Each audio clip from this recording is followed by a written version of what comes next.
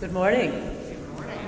Welcome everybody worshiping here this morning, especially if we have visitors among us. We ask you to fill out the cards like this with the red on that you'll find in your pew racks, and please give us your contact information. This is Reformation Sunday, and all of the hymns that we are singing this morning, the words for them were written in the 16th and 17th centuries. And our affirmation of faith, although it doesn't read quite as well as some of the other affirmations we do, is taken from the Westminster Confession from 1646.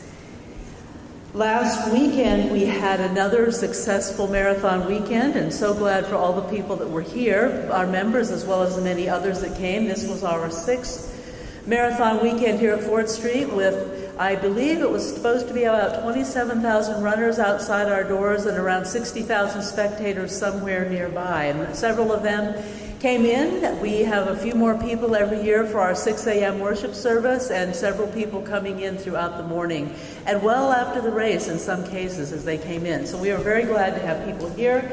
Again, it was a good, successful weekend fundraiser for our open door, and we're hoping that when all is counted, we will have cleared around $10,000 again for the Open Door program with the help of our corporate sponsor.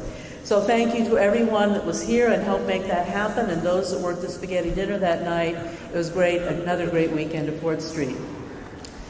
This morning, at 1 o'clock this afternoon, the pastoral visitation team will have our first meeting and training. That will be from 1 o'clock to 2 o'clock in the Macmillan Room.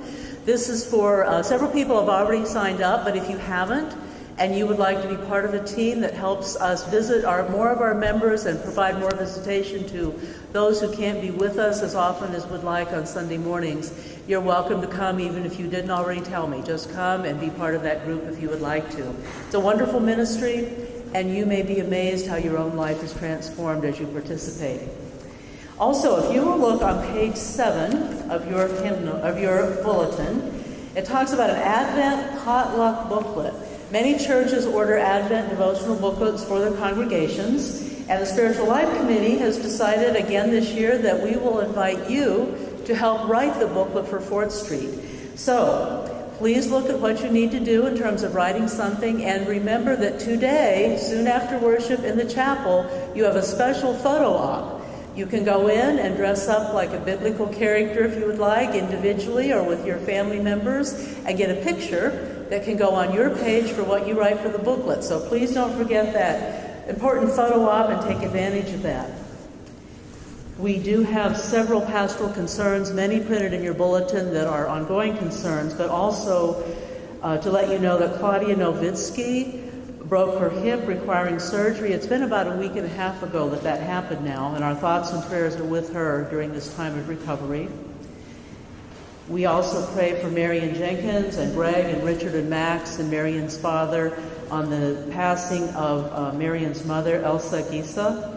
That was this past Tuesday night just after midnight, so the early morning hours on Wednesday. Next Saturday morning there will be a memorial service. That it will not be here, but there will be a memorial service next Saturday morning, followed by a meal, and we will get the exact time and the location out to you. I believe it's at 11 o'clock, but we'll get that to you by email.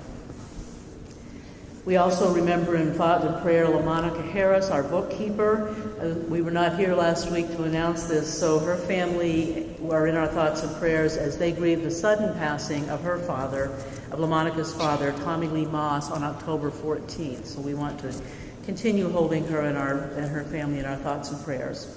We also ask for your prayers for Kathy Payne's daughter, who was in the hospital this week for surgery. We ask for rapid recovery and for her ongoing health, and for her to start remembering she has to take care of herself. So please remember her and all of the others that we have mentioned and those printed in our bulletin during this week to come.